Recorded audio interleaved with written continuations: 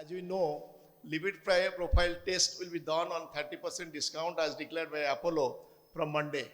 So please don't wait with fasting. Please have your breakfast as soon as possible.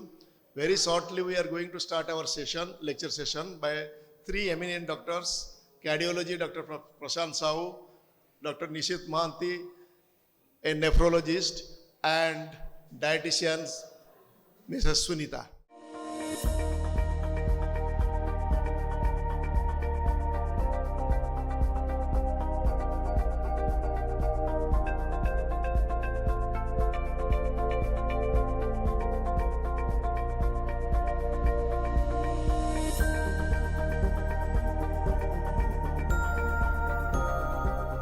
I welcome you all on behalf of Apollo Hospitals Bhubaneswar to this day, a special day, which is meant for all of you, our respected members of Odisha Steelites Association. I would like to specially thank Arun sir for having taken this opportunity and having organized this preliminary health checkup for all of you.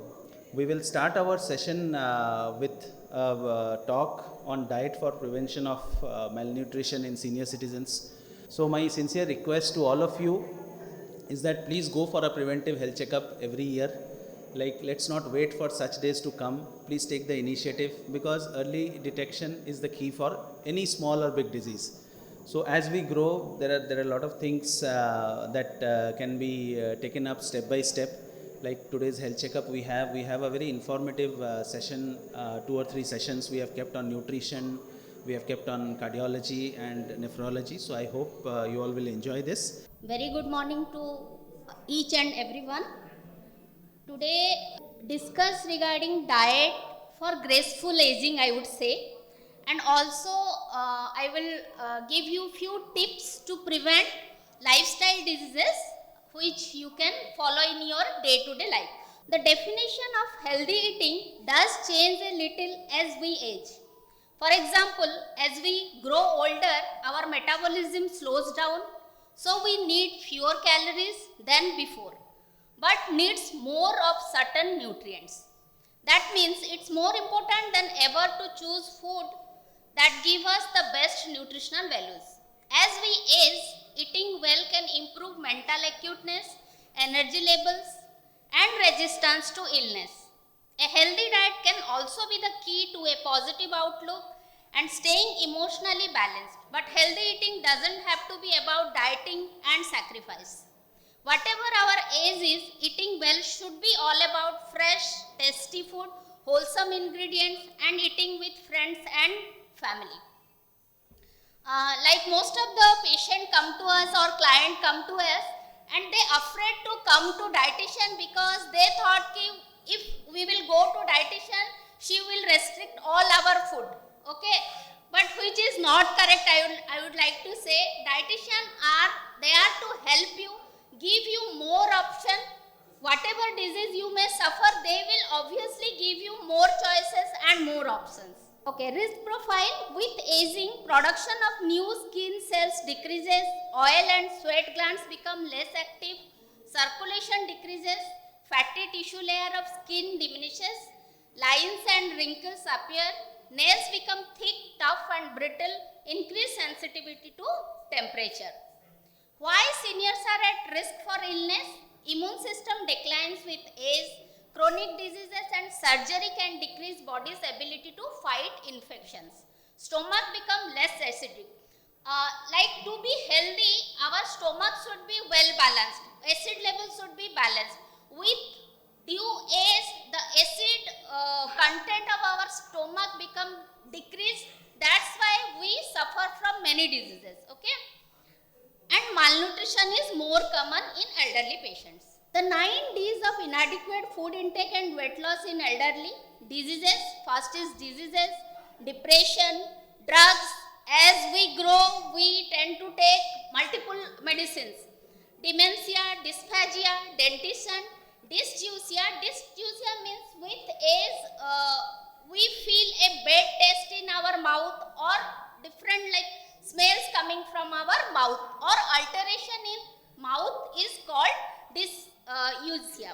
dysfunction, diarrhea and malabsorption. Why is it important? It has been estimated that 10 to 25% of elderly people suffer from poor nutrition. Poor nutrition can contribute to heart disease, cancer, diabetes, depression, difficulty in thinking, anemia, frailty, obesity, osteoporosis and isolation. Eating a healthy and balanced diet is important so our body gets the nutrients that it needs. Good nutrition is important no matter what our age is. It gives us energy and can help us control our weight and many lifestyle and non-communicable diseases. A healthy balanced diet is the key for maintaining good health and keep ourselves fit. Here like you can see I have this is called my plate concept.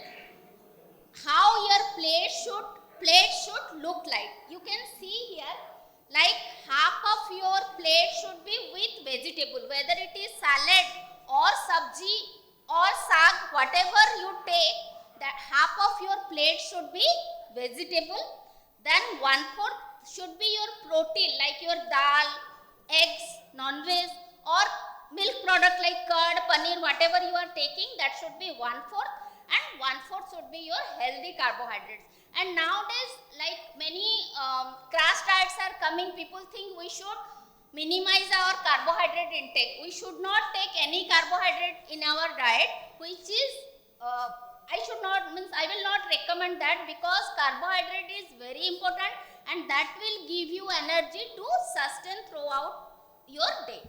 And this is the Indian thali. You can see like rice is there, vegetables, 2 types of vegetables are there, curd is there, dal is there, protein is there. And like we Indians are used to like pickles, achar and sambar or rasam or in Odia khata, okay. So that should be also be there. Then we will go to individual nutrients. The first one is carbohydrate. Those who are suffering from like diabetes, for them carbohydrate is very important. And what type of carbohydrate we should choose? Eat more healthy carbs and whole grains. What are these? Choose healthy carbohydrates and fiber sources, especially whole grains from long lasting energy to control your diabetes, to calm your abdomen. If you will not take enough carbohydrate, or if you will restrict like rice or chapati from your diet, you will see like you will feel your abdomen will be more distended, okay, and you will feel like I am not feeling well. That not feeling well sensation will be there if you are not taking carbohydrate. And examples are like your rice, obviously rice you can take, chapati, your roti or paratha, dalia, oats, ragi is mandia, jowar, chuda, chatua, corn and soya atta are good options for healthy carbohydrates. And what to restrict?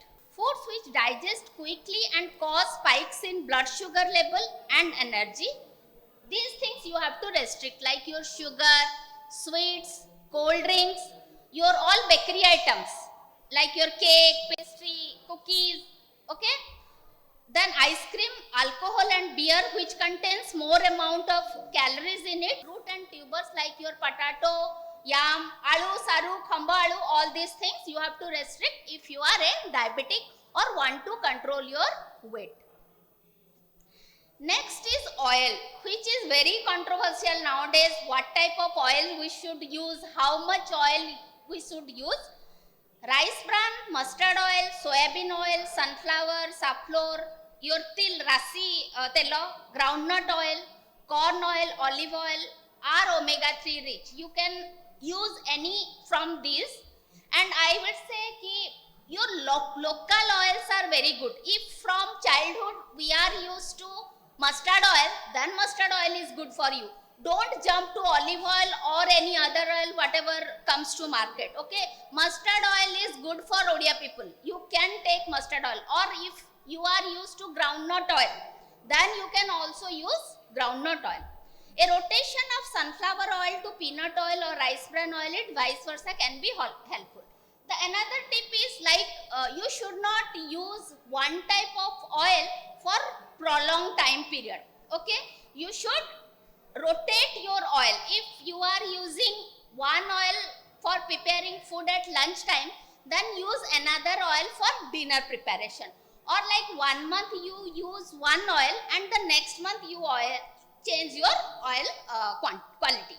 And the next thing is ghee. Many clients ask, what about ghee, whether we can use ghee or not. Yes, you can use ghee, but that should be in limited quantity, and per day I would say like 5 ml of ghee you can use. Okay, and ghee is beneficial to increase your immunity. Those who are suffering from like knee pain, okay, or any like bone related rheumatic issues, for them ghee is better. The secret is to keep a measure of, yes, this is regarding your quality of oil. What about quantity? Whatever oil you use, quantity of oil is important, okay? And to the quantity should be half liter per month per person, okay? Half liter per month per person. If your family is consist of 2 person, if you are cooking for 2 person, then oil consumption should be 1 liter per month. That you have to stick to, okay? And here I have written like oil per day basis, oil 15 to 20 ml per day or 500 ml per month per person is recommended. Omega-3 rich like walnuts, almonds, flaxseed, fish, chia seeds, beneficial for heart health. Okay, this is regarding oil. And say no to trans fats. What are trans fats? All fast foods, ready to eat foods, packaged food contain high amount of trans fats in it, so need to be avoided. Read food label for trans fat and saturated fat. Whatever packaged food you are purchasing, you look after for trans fat, whether that particular food means packaged food contain trans fat or not. And one simple tips, like day to day tips, don't like use oil for repeated frying. Okay, what we do usually in our household, we keep a tello kadhai in our house, okay, and we used to fry in that kadhai every day, okay. So that should not be practiced. You can use oil only for like 2 times, then you discard, not exactly discard, you use it for use it in preparing your curries. Don't for repeated frying, okay. Then next, add more and eat good proteins to be healthy. Maintain your muscle mass. In like older age, maintaining your muscle mass is very important. Eat protein with every meal. Here is a tip, like you should include protein rich food like your dal, eggs, or any non-veg you are eating with every meal. Like breakfast, we are taking your matar bhugni or chana dal or dalma, that should be included. Or curd you can add to your breakfast, or egg, if you are eating eggs, then you can add eggs to your breakfast. Lunch, again dal should be there, your curd should be there, or non-veg, whatever you are eating, that should be there. And eat protein within 30 minutes of exercise, which is also very important to keep your muscle mass. If you have any kidney issues, protein intake should be restricted, and talk to your dietitian regarding kidney problems. Protein, here I have given one chart, like which food item contains how much amount of protein, and protein intake should be 1 gram per kg body weight. If your weight is like 60 kg, then your protein intake should be 60 grams per day. That you need to be checked, okay. Then eat fiber for essential vitamins and minerals. Take enough fruits and vegetables. These are low in calories and nutrient dense, packed with vitamins, minerals, antioxidants and fiber. Minimum 5 types of vegetables, okay, and 3 types of fruits in a day should be taken. If you are eating like breakfast, lunch and dinner, 3 meals should contain 5 types of vegetable. Whether it is your like jhani, bhendi, baigana, whatever, 5 types of vegetables should be included in your whole day meal, and 3 types of fruits as per your health condition. Every day include enough fiber. These foods will give fiber to your diet. Your sprouts, gajamuga, boiled beans like your boiled rajma, boiled chana, and other pulses like your chole, soya bean, all these things. Leafy vegetable, try to include sago to your everyday diet. Flax seeds, sesame seeds, sunflower and other seeds are also fiber rich. Try to include those. Fruits and berries, dry fruits and nuts are your fiber rich. Okay, in process of aging, a lot of free radical release in the body. It is called as oxidation of cells. Weak muscle, graying and falling of hair, reduced skin tone, susceptibility, cold and cough and lack of energy and symptoms of oxidation. Vitamins like vitamin E, C, A and some minerals are essential for our body. Women especially should be very careful about their diet in old age. Due to menopause, the ability to absorb calcium reduces and they may get weakness in joint, susceptibility to fracture very easily. Add calcium for bone health and these are your calcium rich food, you can see. And other important vitamins are like vitamin D, vitamin C and vitamin B. Never forget to hydrate yourself. Drink about 8 to 10 glasses of water every day. You can choose healthy drink option like green tea, black coffee, fresh fruit juice, soup. And if you have liver, kidney or prostate issues, talk to your doctor for fluid intake guidelines. Here I have given simple chart like what you can take in diabetes, or if you have heart problem or kidney problem, you can see this. Like what you can take these items and avoid these things. And this is for hypertension. In hypertension, you have to reduce your salt intake. And in our day-to-day eating, we usually eat lots of pickle, papad, bhujia, mixture, chips, sea fishes, fast food, your Chinese food item, cold drinks. Eat more vegetable, fruits, especially drumstick and drumstick leaves are good for control BP. Sodium chloride substitute. If you have only hypertension, then you can use sodium substitutes like Lona salt, low sodium salt, rock salt and light salt can be used. And avoid the above ones. This is for heart problem, or if your lipid profiles are not in place, you can take these items and avoid. When your lipid profiles are deranged, people think you should avoid totally oil or you should avoid totally non-veg food items, which is not correct. In limited quantity, you can include these in your diet. And these are few things which can raise your HDL level, which is very important for our heart, like garlic, onion, green tea, fenugreek, avocados, fish, oats, flaxseed, pomegranate seeds can increase your HDL level. You can include these in your diet.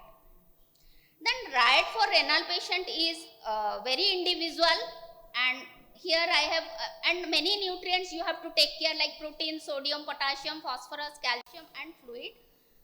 Just simple I have given a chart, but it is not applicable for everybody. If you have kidney problems, then definitely you have to consult your doctor or dietitian for your diet plan. Sleep disorder nowadays is a very important. 6 to 8 hours of sleep is compulsory. Stay away from gadget before going to bed. Do not drink tea or coffee before going to bed. Take 1 cup of hot milk, add puppy like your posto dana or pumpkin seed paste for better sleep, because these are magnesium rich and magnesium helps for good sleep. Stay away from stress obviously. Exercise is very important. 30 to 40 minutes of moderate intensity is preferable, and these help to increase your insulin sensitivity, decreased insulin requirement, weight reduction, lipid control and blood pressure control. And these few physical activity you can indulge yourself. Malnutrition, if you will take this balanced diet, definitely you can prevent malnutrition or weight loss in elderly and this is I have given a healthy meal plan. This is for normal patient. If you have any disease condition, then definitely it will change. Morning 4 almonds, 2 walnuts, 10 gram of flaxseed you can take, 1 cup of green tea, black tea, lemon tea, coconut water. Breakfast you can choose oats porridge, upma, dalia or suji upma you can opt. Musli, bread sandwich, omelette, roti sabji, idli, chakuli. You can means prepare and take a fruit along with breakfast, or can have in between breakfast and lunchtime. Mid morning around 11:30, you can take 1 cup of lemon tea, lemon water, buttermilk with 2 egg whites for protein, or boiled sprouts you can include. Lunch, rice or chapati, dal, sabji, salad, curd you can choose, and non-veg twice or thrice per week is recommended. Afternoon is a big problem. You can choose like roasted chana, mudhi with groundnuts, chuda, khakra, makhana are few good options. And dinner again chapati, dalma or pulses curry, dalia or millet porridge is very good for health, and seasonal vegetable curry. Bedtime 150 ml of low fat milk with 10 gram of pumpkin seeds or posto paste you can take for good sleep. And these are few breakfast idea. These are evening snacks ideas, and these are few tips I've already discussed. Thank you for your patient listening. And I would like to quote this one. If I had known I was going to live this long, I have taken better care of myself, said E.B. Blake, the great ragtime composer and pianist who was still performing at the age of 99, the year before his death. Thank you so much. Now, diet part has already been dealt, but still then I'll be touching on certain misconceptions there are regarding the heart, the diet that is to be taken. So let us start with this. That is, every heart says, I want to live more. So it is the most vital organ, as has been said. And in fact, if you see, no one wants to get a heart attack, because if you get a heart attack, then all the problem starts. Now, if you try to see what is the incidence of heart disease, if you add all the diseases of malaria, HIV, AIDS, tuberculosis, they are only around 3.86 millions a year. But heart disease accounts to almost 18.6 million deaths a year. So it is almost 6 times what it was composed of the other diseases. Even if you take COVID also, COVID has never had that many deaths as we are having heart attacks. And in the era of COVID, we have seen the heart attacks have increased, and we are getting more heart attacks these days. Now, the peculiarity is that we have, Indians have a, can I have these lights off, please, this row of lights? Indians have a very separate identity. That is, we Indians are very prone to heart disease.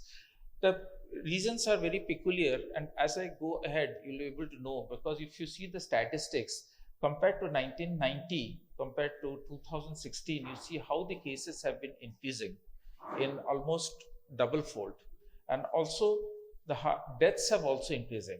So we are like a fish which is out of the basket. It is something out of the ball. We are something different. So this is something very peculiar. We may be a very small country compared to whatever it is. But if you see state-wise, the prevalence of heart disease is very high in certain states, especially in Kerala, Tamil Nadu, Maharashtra, and in the northern states. And Odisha comes here very almost 4,000 to 400, 4,500 per 1 lakh population gets heart attacks. So this is not a very uncommon disease. And in fact, Indians have the highest rate of heart disease in the world. That is the most peculiar thing, that we are one identity which we have, that we have the maximum heart disease, we have the maximum diabetes, with the maximum hypertension, and all these are very common in our country. Now, long time back, the UP government had given a slogan that Mera Bharat, Meri Shan. It is, thank you. It is something like that, we Indians have the risk of heart disease is 3 to 4 times higher than even our American counterparts, 6 times higher than our Chinese counterparts, and 20 times higher than the Japanese counterparts. So this itself highlights how common and how prone we are to heart disease. So it is very important that we should be very careful. We should know what we can do to prevent heart disease and how it is to be done. Now, if you see Darwin's hypothesis, if you see how the evolution of heart disease took place, or the evolution of human mankind took place, it was like this. When we were apes, or monkeys, we used to jump around, but gradually we started from hunters in the jungles to the cities, and then gradually our lifestyle changed, and this is the stage where we are. This is what we call a lifestyle evolution, and this has been what Darwin had proposed, that there will be something like this. And now at this stage, this is where we are, where we were more prone to heart disease, but our forefathers were never much prone to heart disease because they had a different lifestyle. That is the most important. Now, if I talk of lifestyle modification, what do I mean by lifestyle modification? Very importantly, one should not smoke, one should avoid stress, one should regularly exercise. Yoga has been given a big this thing that is go by not only by the various organizations but also by the government, and even yoga is now being included in the curriculum of most of the courses. Meditation is something very important that we know, which prevents us from getting heart disease. So these are certain things which I mean by lifestyle modifications, and I'll go one by one very quickly so that we can have an idea. Now, how do we protect our heart? There are various ways. Number one, you have to get active. Stop smoking and protect yourself from tobacco. This is very important. Eat healthily, as Dr. Sunita has been saying previously. Avoid stress. Maintain a healthy weight. Know your numbers. I have to tell you what you mean by numbers, and know your warning signs. All of you should be educated that what are the warning signs of a heart attack. If a patient comes, if you feel that you are having these symptoms, you should meet a doctor. Now let us see what I mean by getting active. Getting active means just doing a little bit of exercise. Nothing much is required.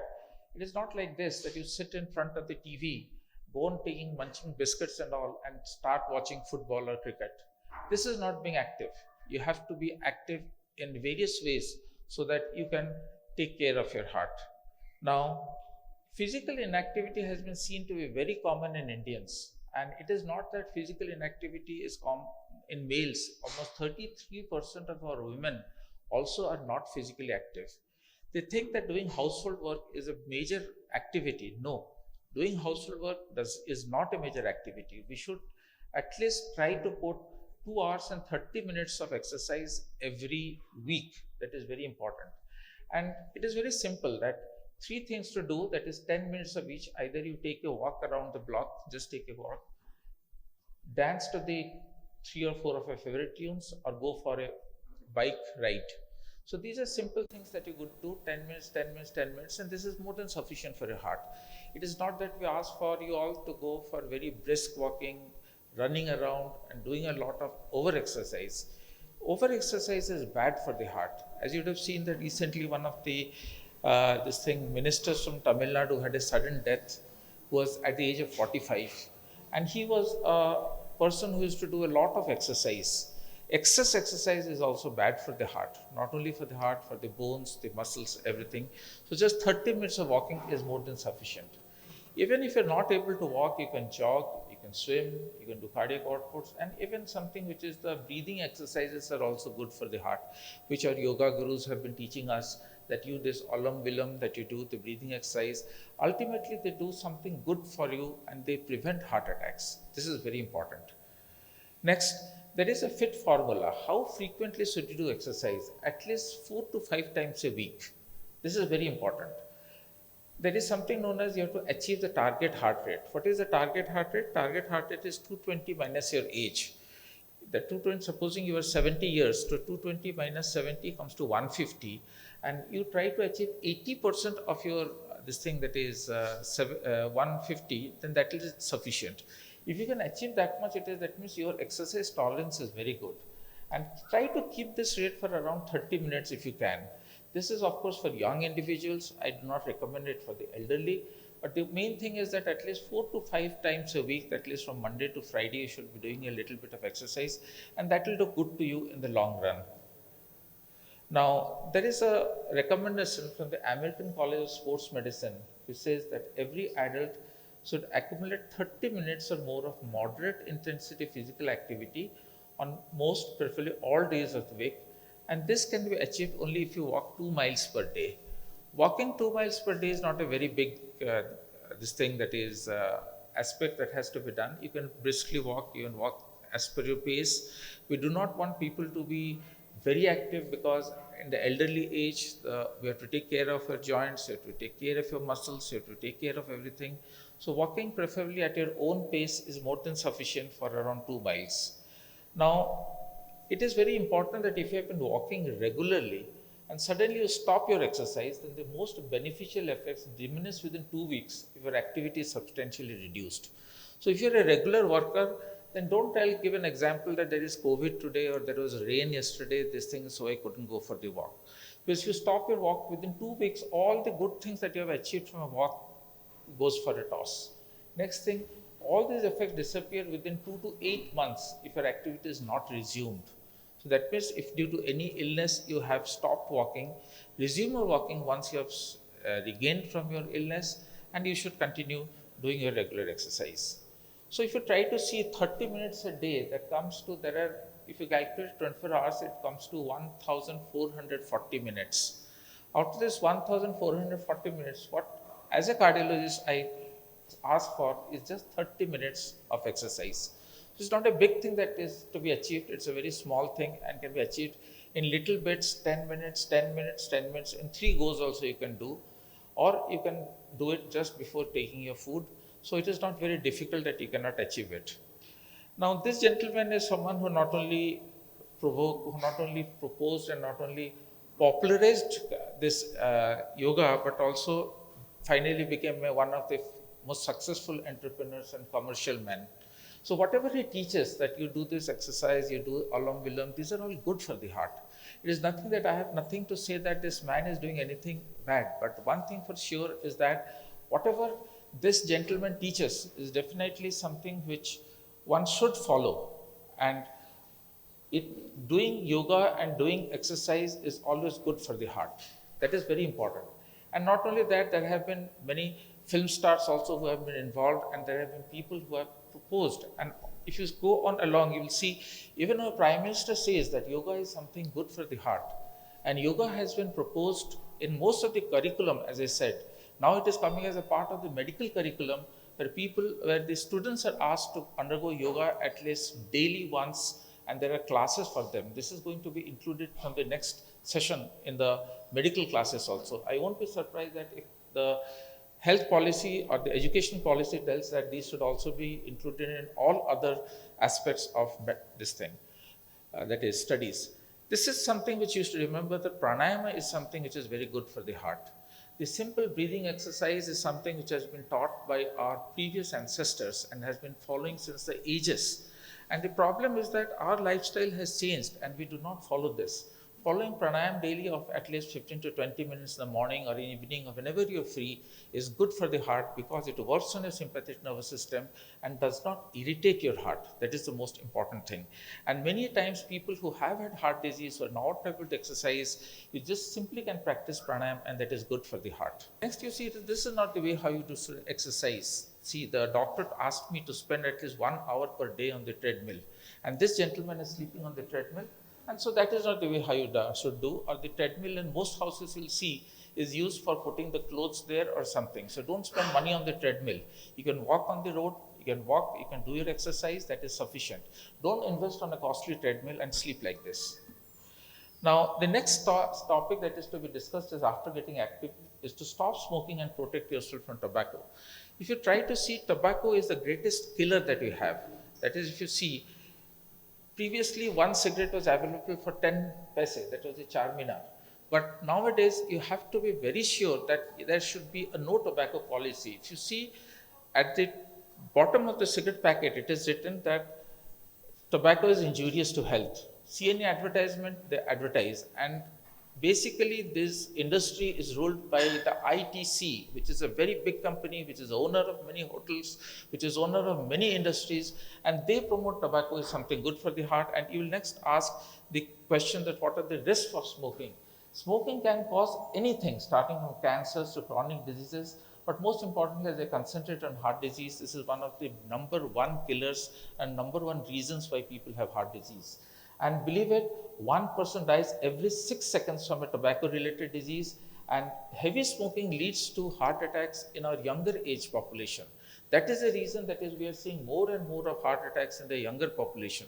So we should be careful, and if anyone is smoking, please tell them that smoking is bad for your heart, bad for your brain, bad for every part of your body. That is important, and it ultimately leads to death. Now you will say this is something what all the heroes promote. You will say my hero smokes. But this is just what they do for advertisements to collect money. Possibly in real life they may not be smoking. But it should be sure that don't try to follow. These are not heroes who tell that I smoke or they show in the films that they're smoking. This should be discouraged.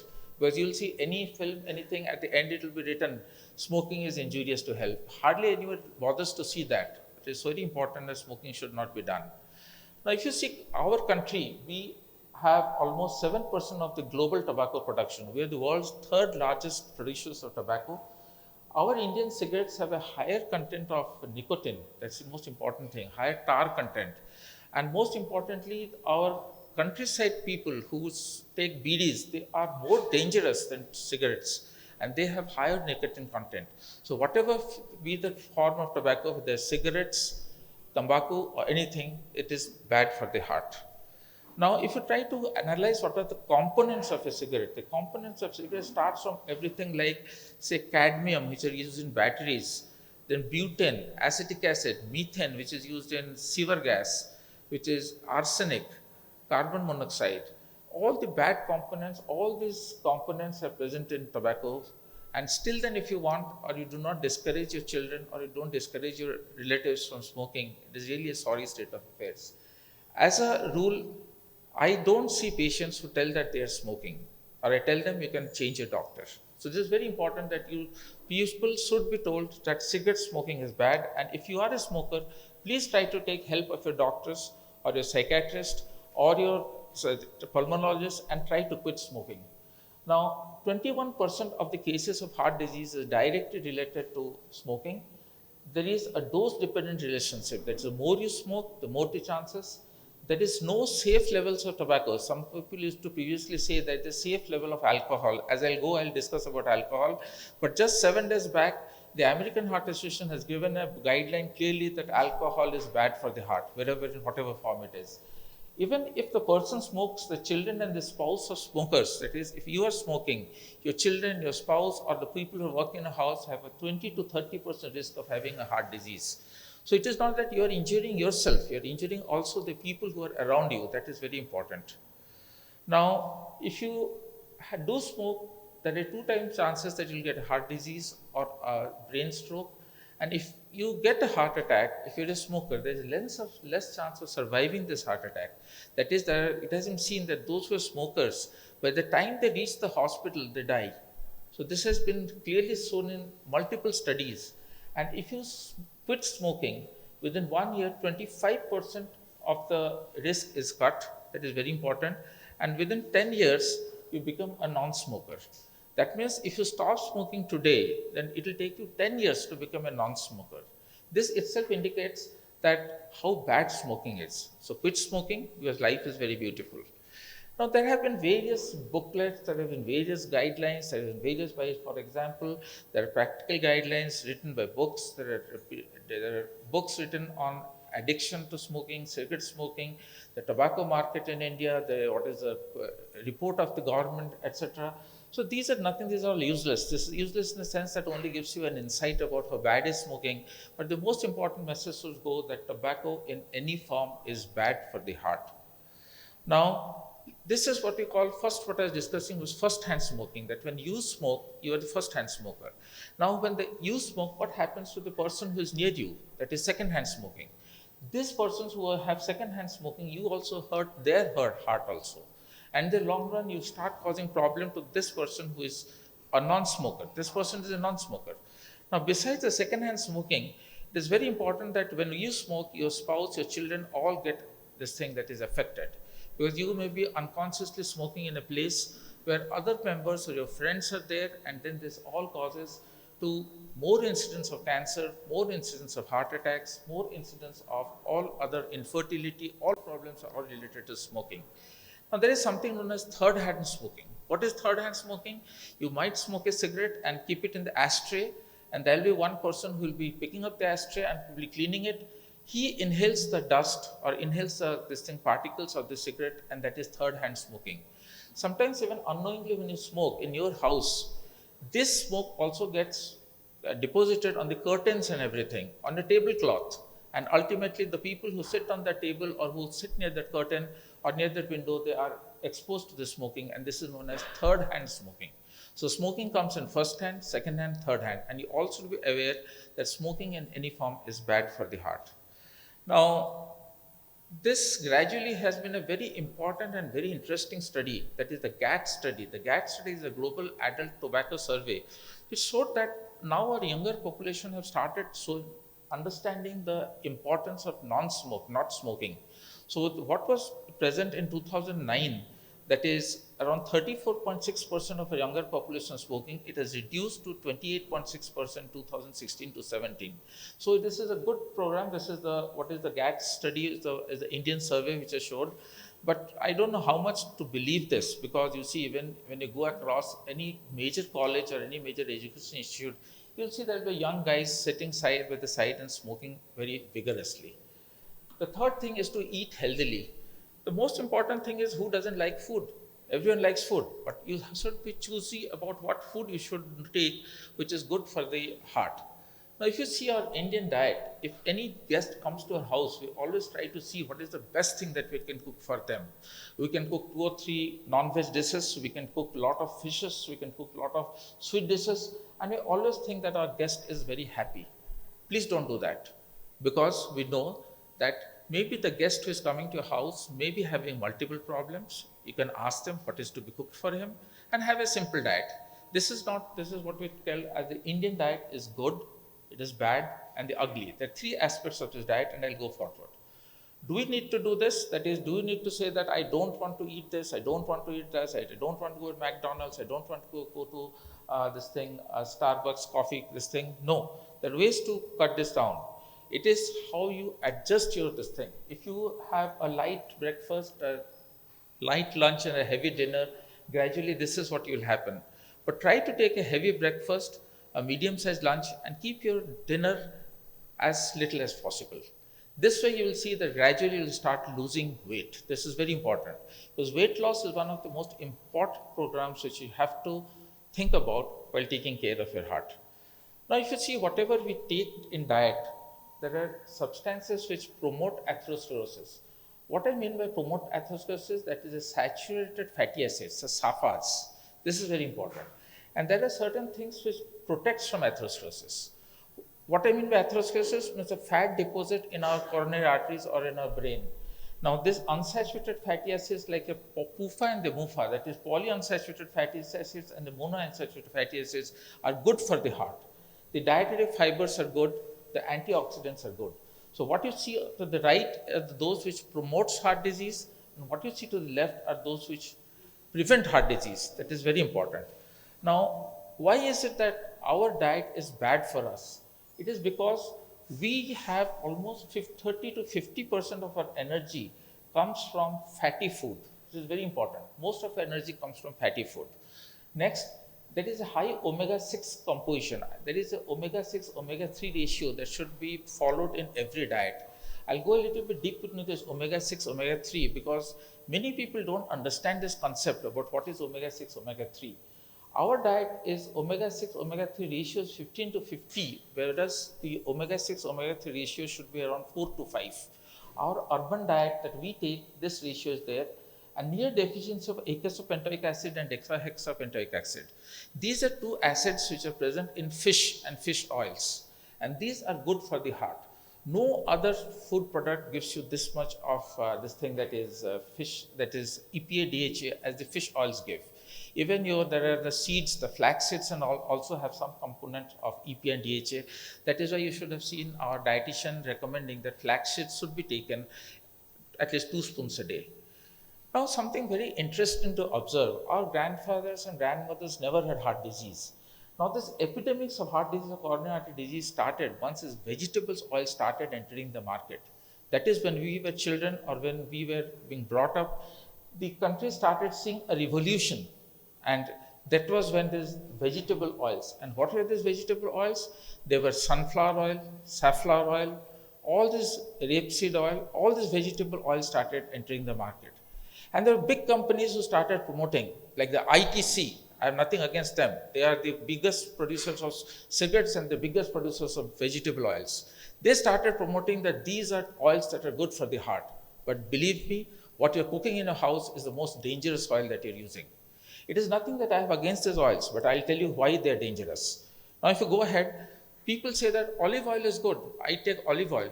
One of my patients who had undergone an angioplasty, many patients say, sir, I take olive oil. But please remember, olive oil comes in two forms. One is the virgin olive oil and the non-virgin olive oil. Now, olive oil is always to be taken raw. If you see the European practices, they always take olive oil in salads and in sandwiches. They never cook olive oil.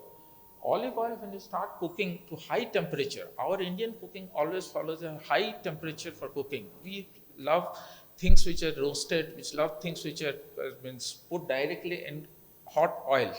Now, when you cook oil at a very high temperature, the good properties of olive oil are gone. So, if you have to take olive oil, please use olive oil raw. That is good for the heart, not the one that is, which is you start cooking with olive oil. Now, about the virgin and the non-virgin olive oil, you should always go for the virgin olive oil because the other oils have preservatives mixed with it and they are bad for the heart. So, first of all, if you are using olive oil, use it raw. Second, you try to choose which olive oil you are using. Now, how do you choose a friendly oil, heart-friendly oil? First one, there should be ideal ratio of the saturated to monounsaturated to polyunsaturated ratio, ideal omega-6 to omega-3 ratio. There should be antioxidant content. And most importantly, there should be hypocholesterolemic content. That means it should bring your cholesterol down. And if you try to see that these are the oils which have flooded at the market, the sunflower oil, all these oils are groundnut oils, the maize oils, the mustard oils, all these oils are there in the market. So how do you choose your oil which is a good oil for the heart, which are asked by many of my patients. Now, if you just try to analyze the oil, you just see the omega-6, omega-3 ratio of various oils. This is the data that I'm giving from National Institute of Nutrition, Hyderabad. They have already analyzed all the oils, and this is very much you can Google it and you can find that sunflower oil and safflower oil, the two oils that are commonly used by roadside restaurants, and most of the restaurants have a omega-6, omega-3 ratio 163 and 146. The normal omega-6, omega-3 ratio in oil should be 5. And now if you see how harmful these oils are, and most of the people who are using, most of the hotel or the eateries who are using the sunflower and the safflower oil. It is because it is cheap, freely available, and produced in abundance. But remember, this is the most dangerous oil that is being used. Next, if you see the fat content, as I told you, there should be content of SAFA to MUFA to PUFA, there should be ratio.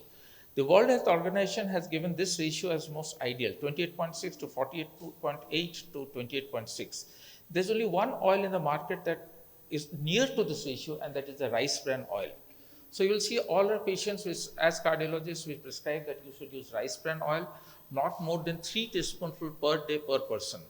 But you may be fond of various oils. You will see, for example, mustard oil has a good MUFA content, soybean oil has a good saturated fatty acid content, groundnut oil has good composition also. So you can start changing between oils. For example, if you want to cook your fish, you can cook with mustard oil. That is a usual practice in eastern part of India. You can cook with mustard oil.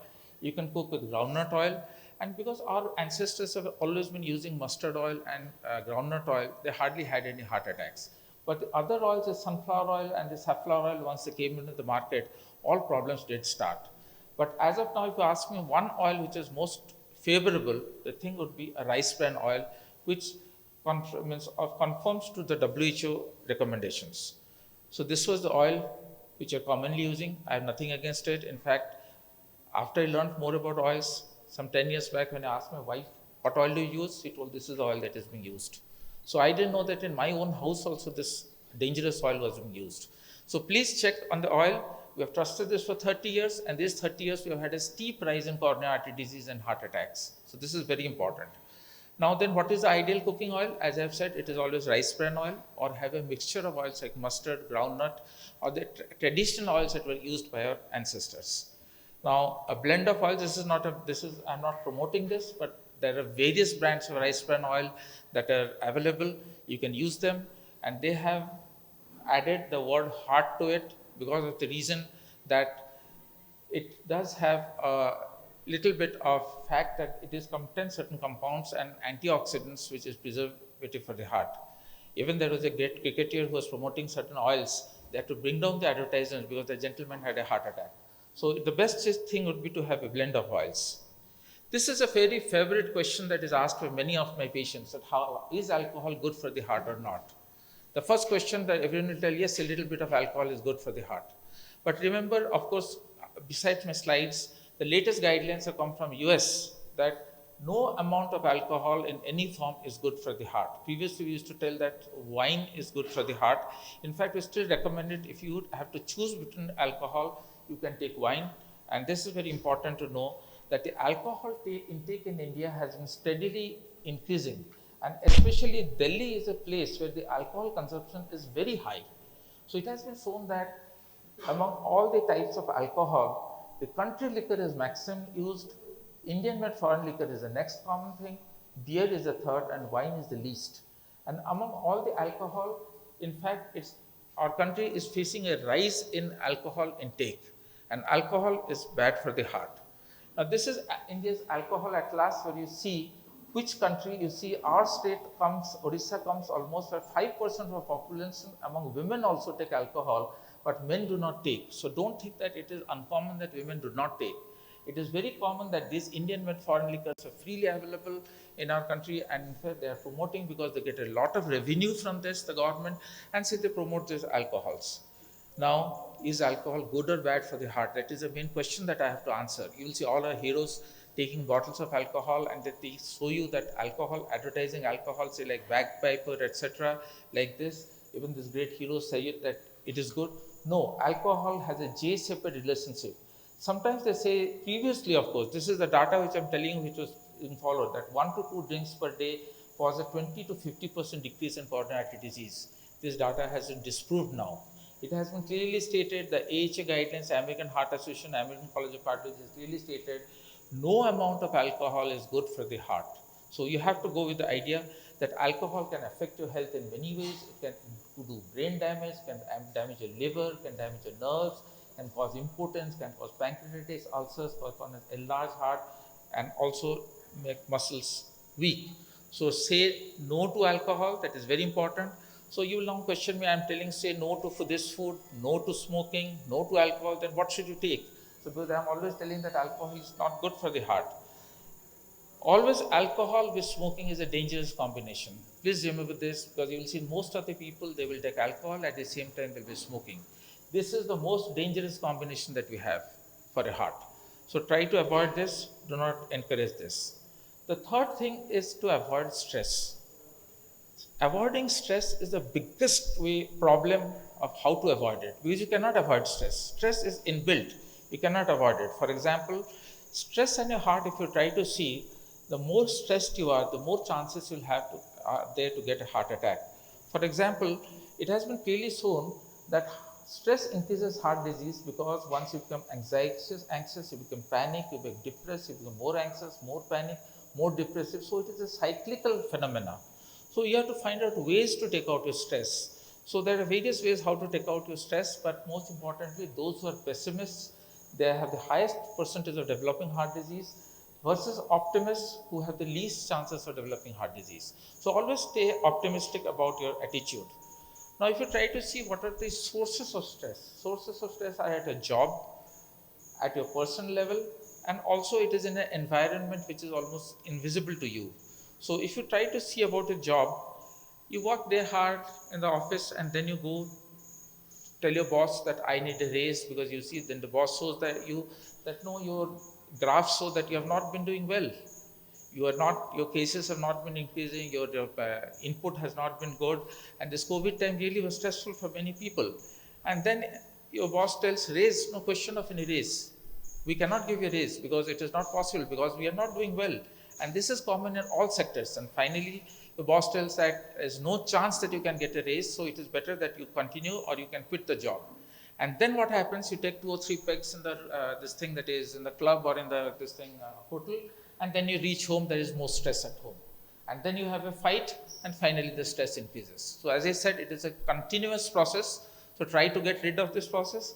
So as I say, there is no need to be take more of stress. The best way that I tell to de-stress is to have a happy wife, then you have a happy life. That is most important thing. So keep your wife happy, 90% of your stress will be down. Now, major stress points have been mostly in the office, and this economic impact of this pandemic has been very bad.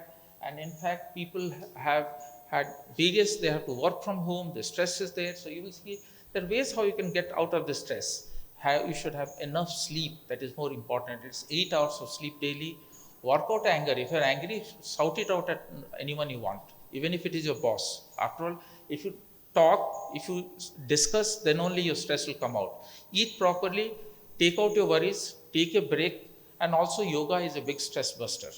Don't think that smoking and taking alcohol are stress busters. So you have to know how to manage your stress. After stress, the most important thing, how to maintain a healthy weight.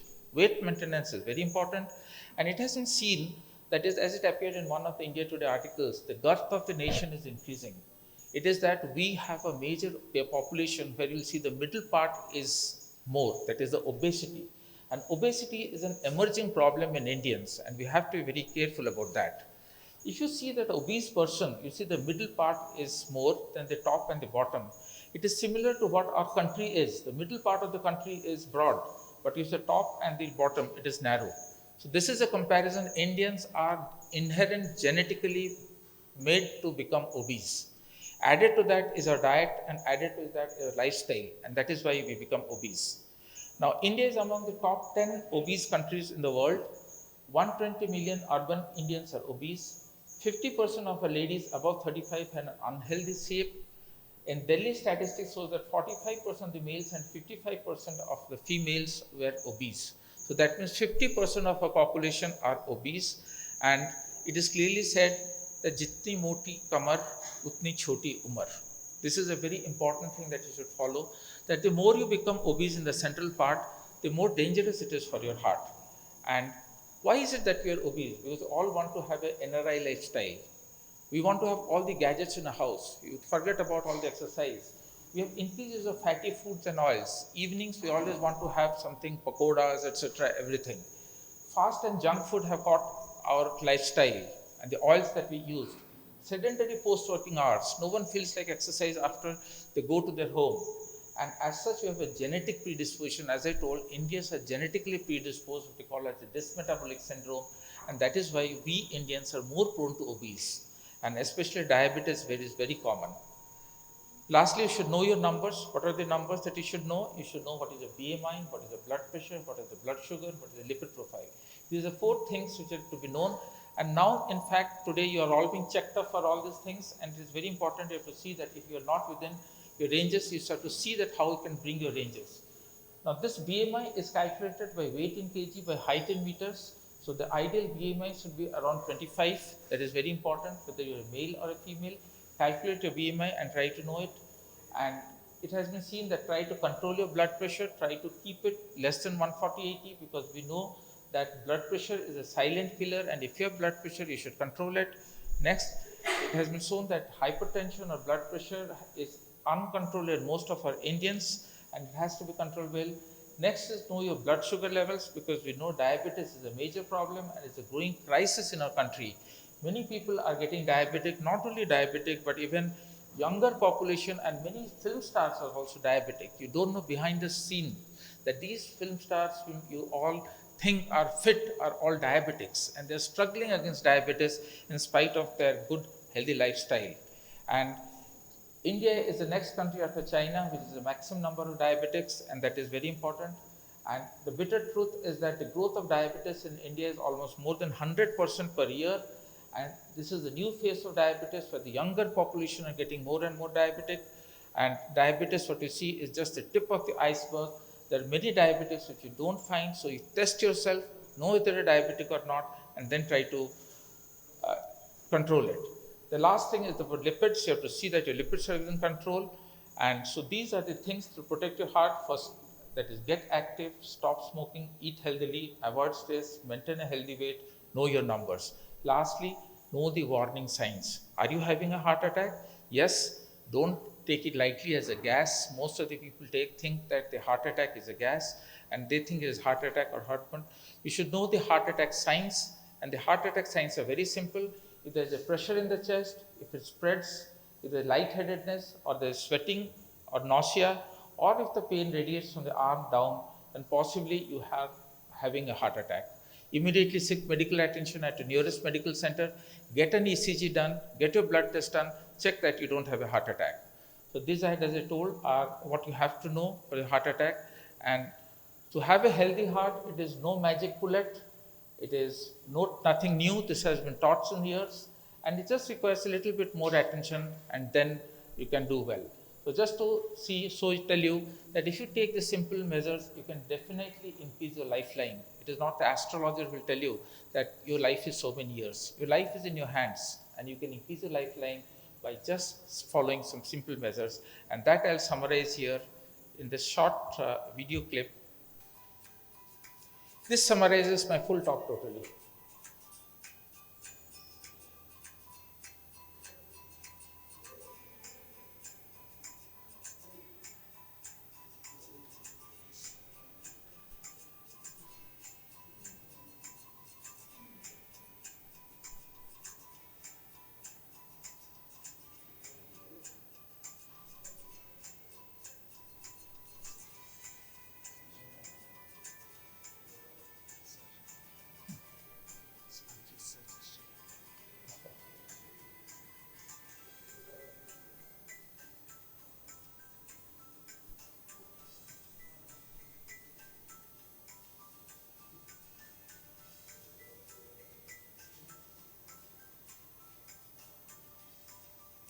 Thank you very much for the patient hearing. If there is any questions to be answered, I'll definitely answer. We cannot see the organs differently, heart, kidney, brain, and other parts, because all the parts, they are all related. Suppose the heart, there is defect in the heart, then there will be problem in the kidney.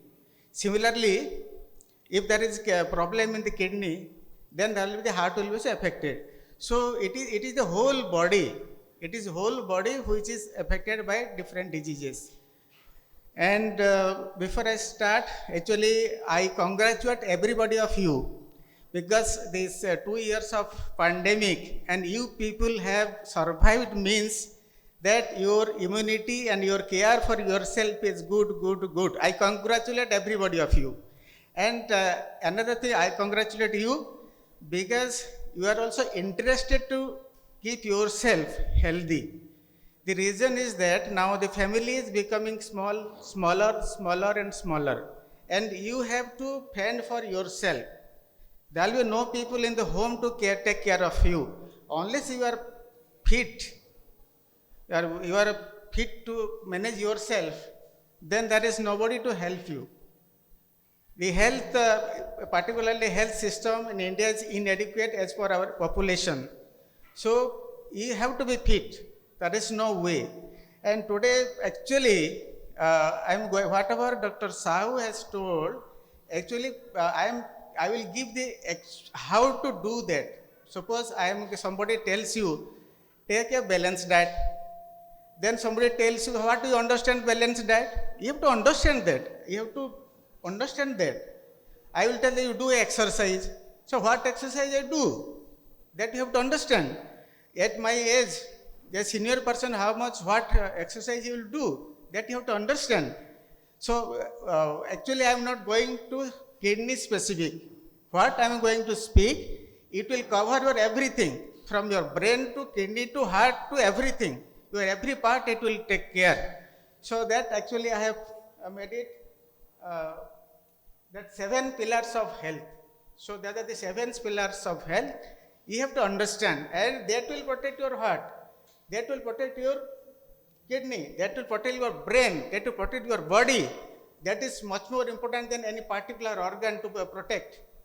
If your heart is protected and the kidney is not good, then it is difficult, you cannot manage. I will explain. So what is sitting?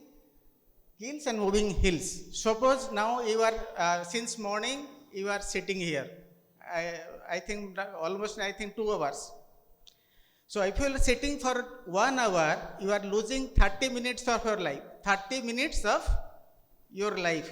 If you smoke, already Dr. Sahoo already so many times he has mentioned that about smoking. If you smoke, it is only 10 minutes of your life. So sitting is more dangerous than smoking, but don't smoke. So sitting kills, and this is established not by any thought or anything. There was a big study in the Oxford of 5,000 people, and that came a conclusion that sitting kills and moving heals. So what is moving heals? Moving heals means if you move. So only 30-minute exercise in the morning or evening is not sufficient. So how to do that? Moving. So how to moving? Suppose you are sitting at home, you can take your water yourself. If you are sitting in your office, go take your file from your almirah. Suppose you want to AC is there, you have to on the AC, go make it on. So the small job throughout the day, that is much more important than doing only 30-minute exercise. And that this thing you can do yourself. Open the door, bring the water, do small things in the house, from cleaning to everything. Many jobs are there you can do. And that is important than doing simple 30-minute exercise in a day. I think if you have seen your grandmothers, grandfathers, they all are thin. From the day morning 5 to evening, night, they used to work and they are very thin. They are not doing any exercise, but still they are very, very healthy. So sitting kills and moving heals. So so move yourself. It is now told that for every hour, suppose you are sitting due to some reason, for office work, for do something, then at least there will be a 5 minutes break. You can walk inside your house, or at least you can sit up, you can stand up. You can at least stand up.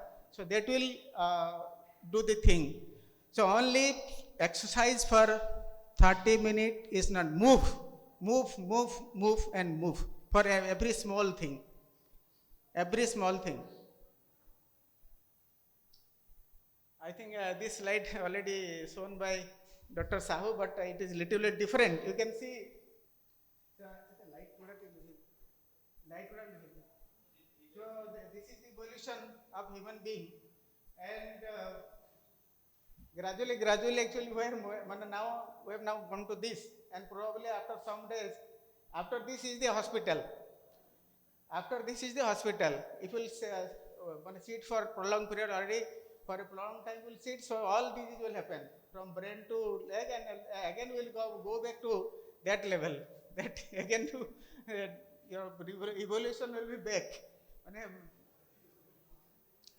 So solution is that move yourself, move your leg, move your hand, move your whole body. So that is the solution. The next question is, who is exercise? Question is, we are telling them when you do exercise. You know what exercise? What if, now actually last this pandemic, what I have seen, average young person, their average weight gain is 10 kg. Average weight gain is 10 kg. And many of our patients had to gain lot of weight gain. So once there is a weight gain, the weight gain will increase your blood pressure. Suppose you have hypertension, it will cause increase in the blood pressure.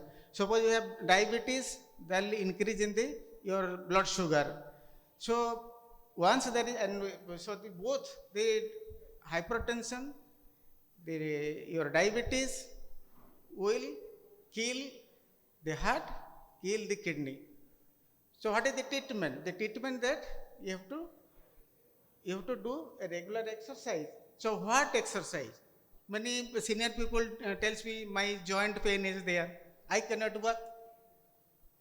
I am having breathing difficulty. I cannot work.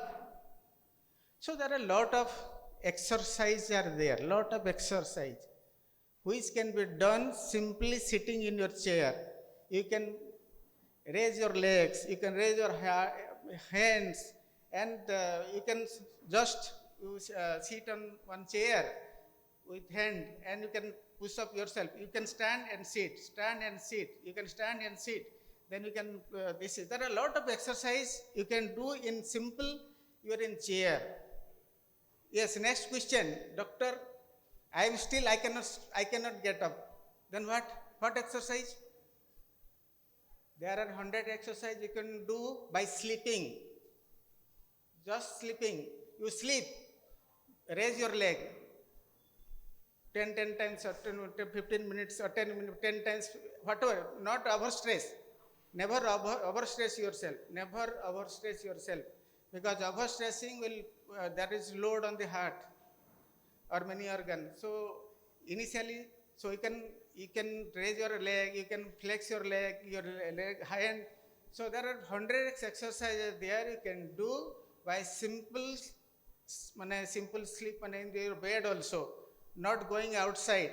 Not going outside, not doing exercise is just a plea that I will not do any exercise. I will not do, I don't want to keep myself well. And mind it, you cannot purchase health. You cannot purchase health. You have to earn health. There is no market where it is available. And if you go to the internet, eat this, you will get health. There is a YouTube video. You take lembu poda, lemon, you fry, you take fry, not fry, that is burnt lemon, then your kidney will be okay. You take bhindi, you take bhindi water, your diabetes is all right. Your diabetes will be okay. There are hundreds of your YouTube videos are there. The health does not occur in that way. So, you cannot buy health, you have to earn health. And exercise, actually, I will recommend. I already have mentioned, there are a lot of senior citizens can do simply sitting on the chair. They can do a lot of exercise. If they, otherwise, just sleeping on your beds. Even if the person who is paralyzed, suppose somebody is paralyzed, he can also do exercise. How he will do the exercise? He will just try to get up from the bed, just movement. That movement is also exercise for him. So everybody, even as a paralyzed person, whether he is a senior elderly person with arthritis problem, many problems, they can do exercise. Simple 30-minute exercise, not do anything. And it is seen that one of the best exercise India has given to the world is yoga. Yoga is the best exercise you can do for yourself because it is slowly done. It will not overstress your heart, not overstress any organ, not your joint. So, but you take a professional help, do yoga, do little movement in the home, little jobs in the home, and definitely that 30 minutes or 1 hour exercise, whatever you are able to do it. So best exercise is yoga and little movement inside your home. So this is a over discussed thing. I think that Dr. Sunita probably has discussed this earlier, and Dr. Sahoo also, he has shown you lot of things about the diet.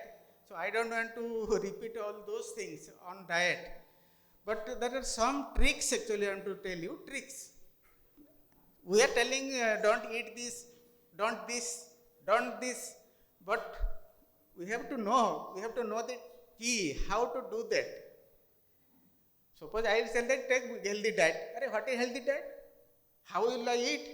Actually, gradually, because of this development of science, actually we have forgotten how to eat, when to eat, and what to eat. So who will tell you? I will tell you, eat healthy. What is the meaning of that?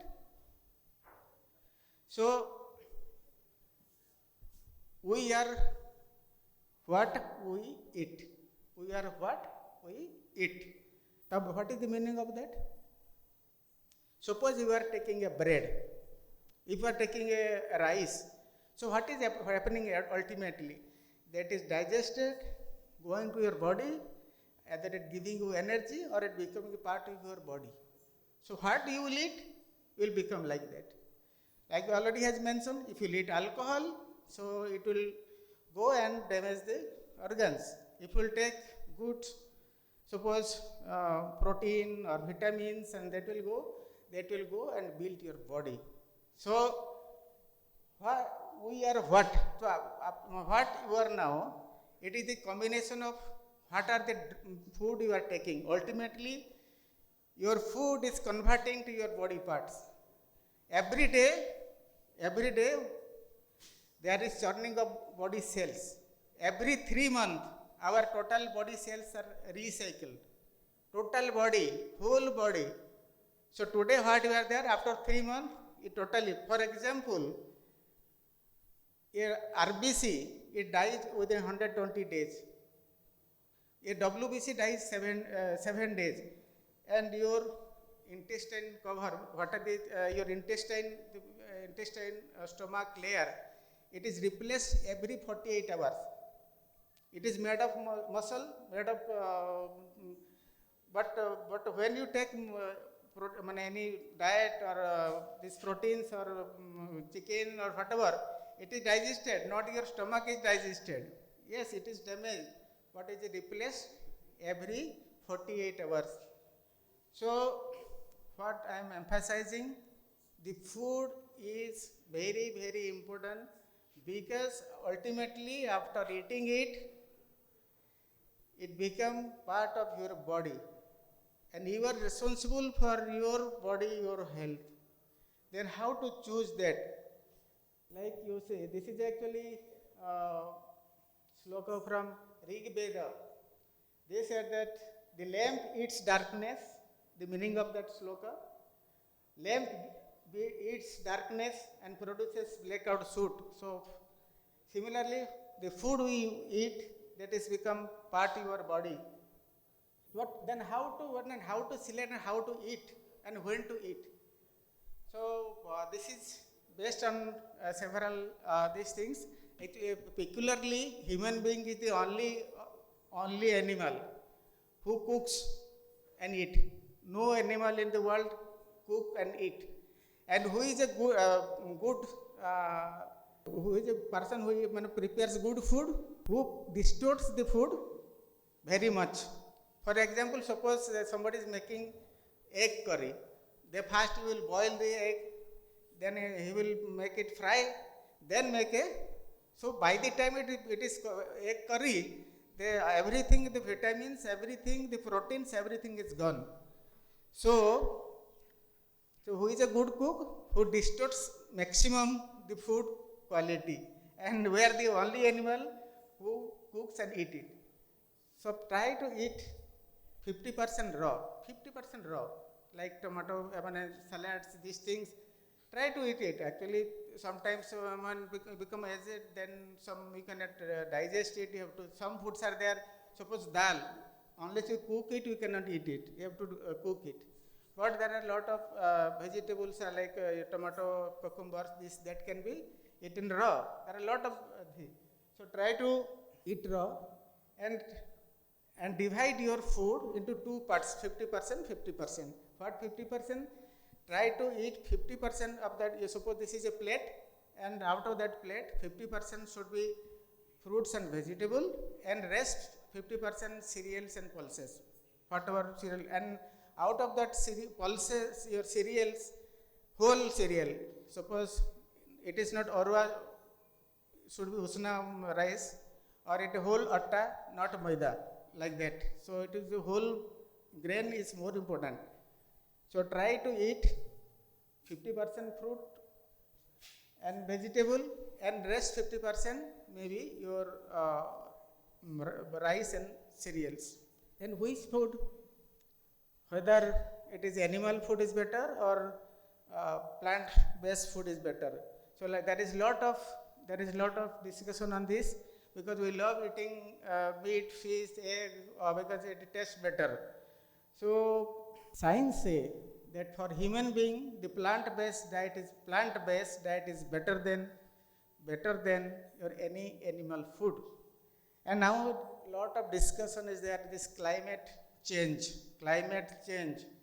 And with the human being individually we have a responsibility, reduce the carbon footprint, your greenhouse effect, and how it happens. I will also this water shortage in the world. There is every year there is a water shortage. So how it happens? So to produce 1 kg of rice or any grain, it requires 1,500 liters of water, and to similarly 1 kg of meat, to produce 1 kg of meat 10 times of that means 15,000 liters of water is required. Then which food will prefer for our environment, for your water shortage? So 1 kg of grain requires 1500 liter water, and your meat requires 10 times. 1 kg of meat requires 15,000 liters. So suppose you are taking in a particular day 1 kg meat, means you have consumed 15,000 liter of water. And the meat and dairy industries produce 71 gigatons of greenhouse gases annually. That is around 15% of total gas produced with your carbon dioxide produced in the world. So we are the major producer of this greenhouse, because there is rise in temperature, rise in your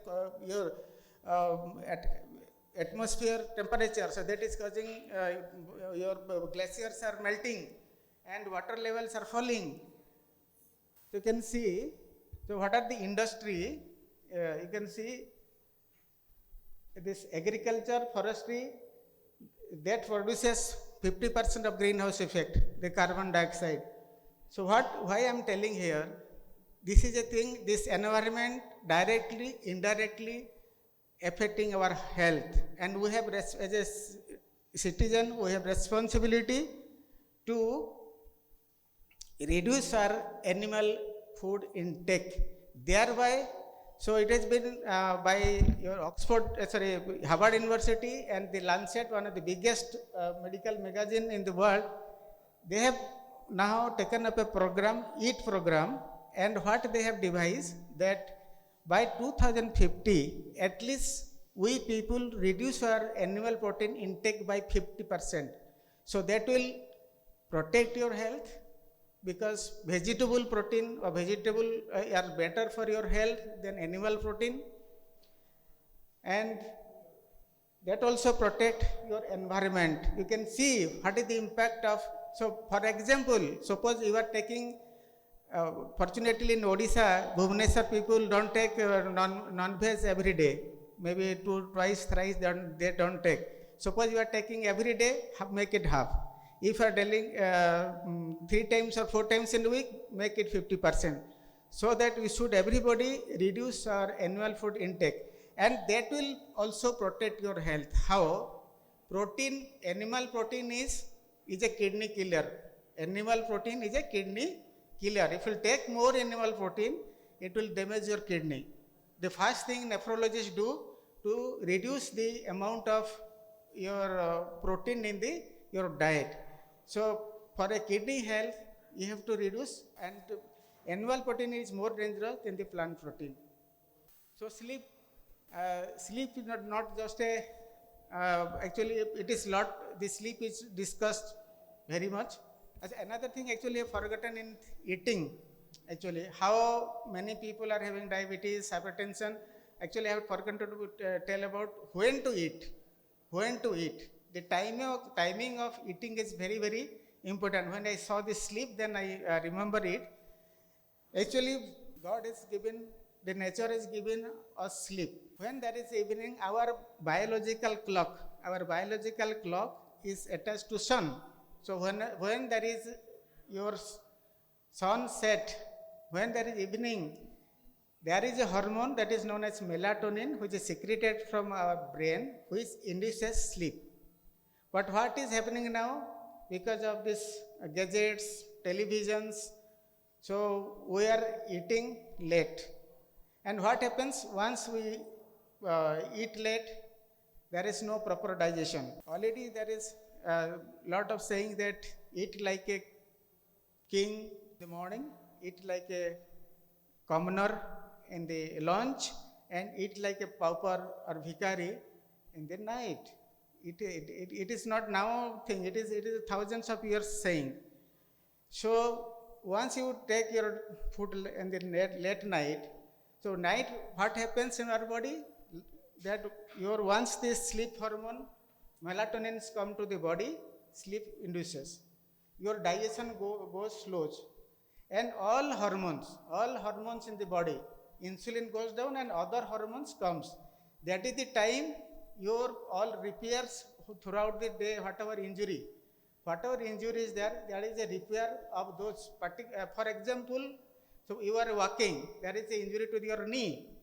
So have you seen parents or your seniors, how many of them undergone knee replacement, hip replacement, have you seen earlier?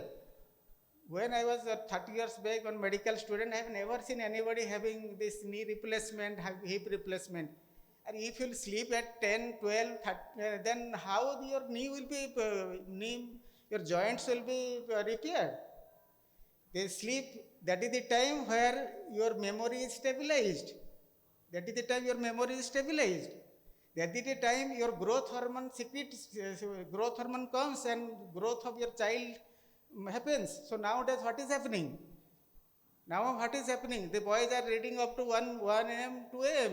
So there is a total disturbance in your hormone system. Your hormone system is stabilized in the night. And now what we are seeing, your boys and girls are now like this. They are not going this way. They are growing in this way. And who is responsible for that? So solution is that eat before 8 p.m. The night food should be the lightest one. Night food should be the lightest one. Then, so once there is a disturbance in this total hormonal, say there will be diabetes, there will be hypertension, there will be cancer, whatever all the disease described in the book because of the sleep problem. So sleep is very, very essential. Science says that 8 hours, it may vary from person to person. Our Modi sir, he sleeps for 4 hours. There are many people, they manage 2 to 3 hours. But senior citizen, I think 6 hours, 6-7 hours is sufficient for them. And already I have mentioned, so what is the importance of sleep? So then why to take meal before 8? Because for digestion takes minimum 6 hours. So by the time you go to sleep, if you take your dinner 7 or something, then by the time you go to sleep, it is almost digested and you can go for sleep. Sleep is very much important for our well-being, our health, and ultimately the health affects all the organs, whether it is your kidney or your blood pressure or whatever may be, or heart.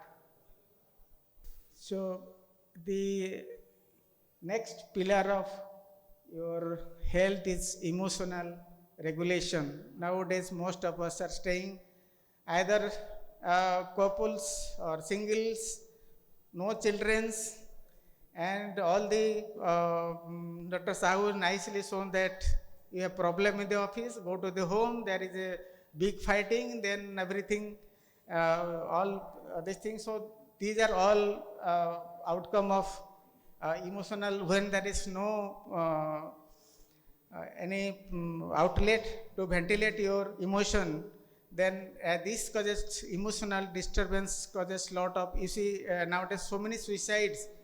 We have heard that that young man, he was in films and these things. Recently he has done suicide because of some emotional disturbance. So there is no doubt that your emotion dictate your actions, intention and thoughts, but act on your emotion too quickly and risking making decision, you may get regret.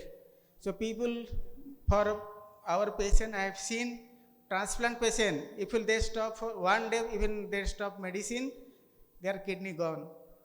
Because they have some emotional problem, something, and they have fight in their home, and suddenly they stop their medicine. And ultimately what happens? Their disease increases. So emotionally, that is leading to a lot of suicide, murders every day actually you are seeing. So this is very, very important as far as our health is concerned. It is one of the pillar of emotional regulation. I think you people are all senior people, still then we have emotion. I also get angry. I also get problem. But you have to tackle it.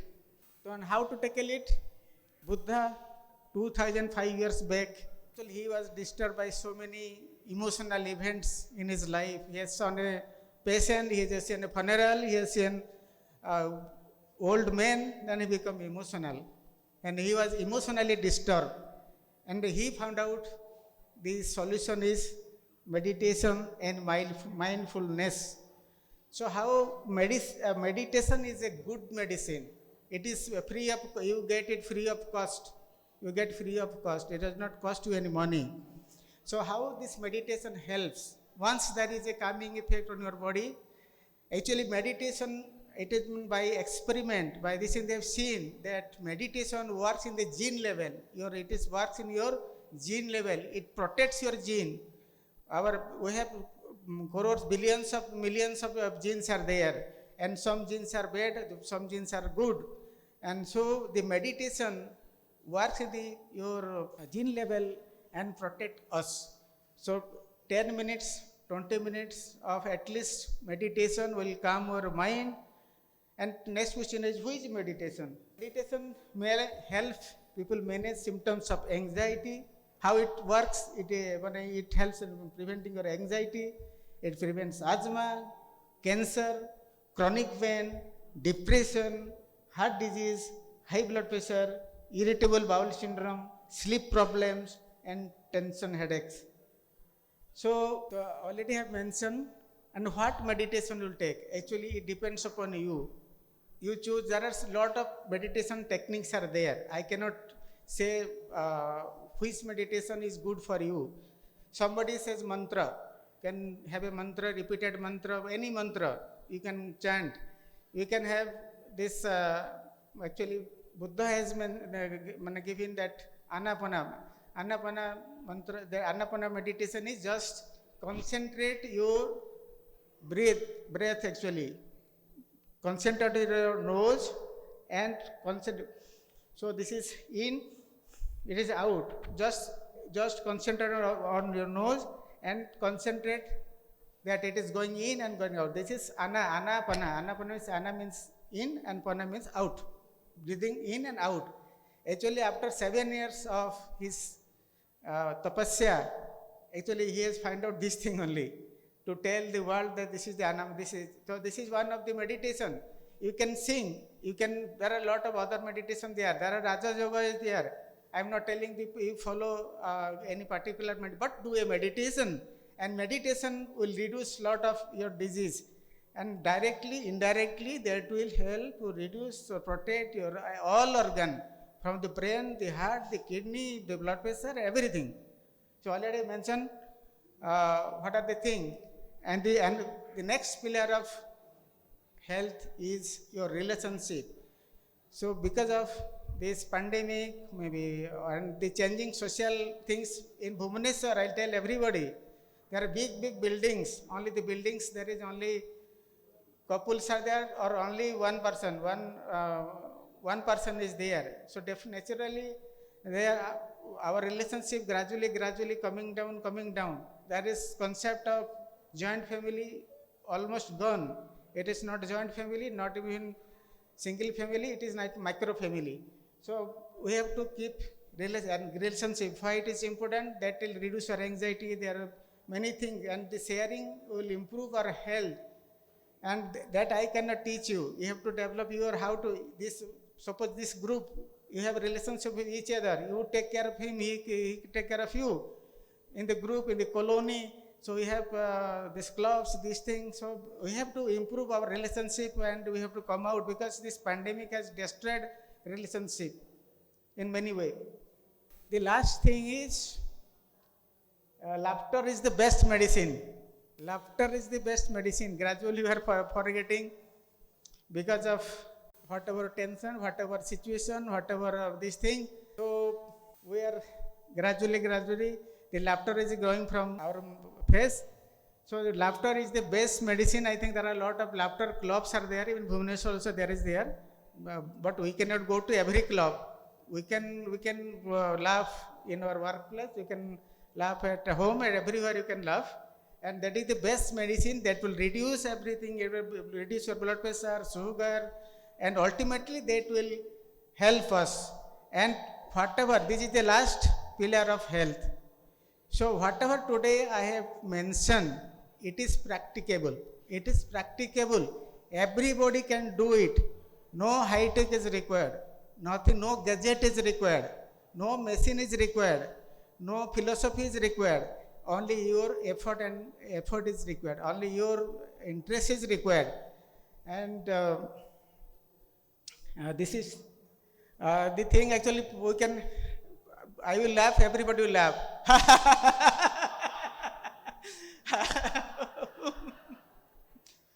So, whatever I have told today, we can practice from here only. This does not cost you money, it will save your money. And medicine does not cure any disease. Medicine does not cure any malady. I tell all of my patients, diet, exercise is 90% and medicine is only 10%. And again, I congratulate you all people because you people are definitely healthy because you have survived the corona. Thank you. I'd like to request Dr. Nisith Mohanty to facilitate Sri Subhadrakar. So I would like to request Sri Subhadrakar and Sri Arun Mohanty, sir.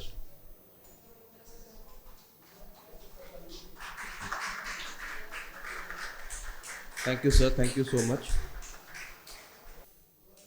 Sri Arun Mohanty, thank you so much for joining us, sir. I'm really very grateful to Apollo Hospital, a corporate hospital which has come to Bhubaneswar. I think the first one which entered Bhubaneswar city. All of us were really deprived of that corporate hospital facilities, which we didn't have here in a state like this. And today we are really happy and delighted and get the service of all the doctors, all the medical staff, all the technicians, all the paramedical staff, and everybody I thank profusely, everybody who had helped us to do this. And I also thank our dynamic secretary, Arun Mohanty, who has been the key, the main engine behind this type of the event that we had today. It has greatly helped us. I have learned 3 things from the entire lecture. I'll just summarize it. We cannot purchase health. That is one. Second thing, we are what we eat and our lifestyle is. This is what I have understood, and rest I don't want to discuss. But this is what we will carry with our attitude of no stress and laughter. We'll enjoy the rest of the life, whatever the God has given us. Thank you.